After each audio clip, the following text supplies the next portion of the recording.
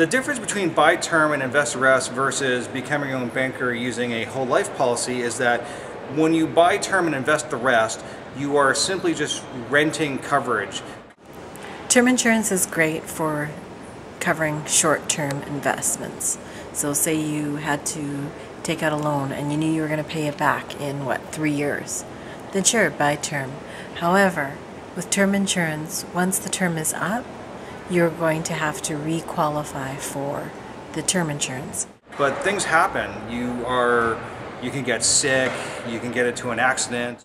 So if you have health problems, which generally what happens to people as they get older, different health problems occur, then your insurance is going to get more expensive. With a whole life policy, you're guaranteeing yourself at a certain point that a death benefit is going to come in the eventuality of your death and leave an inheritance for your loved ones when you pass away.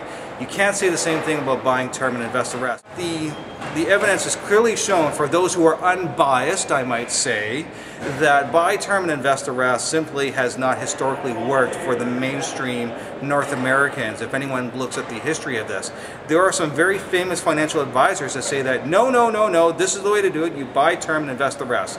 But they refuse to, and I want to point this out carefully, they absolutely refuse to investigate their own strategies properly and see if it has worked.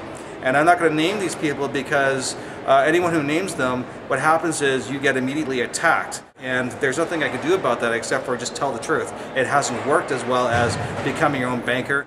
By becoming your own banker, you are essentially guaranteeing yourself a rate of return.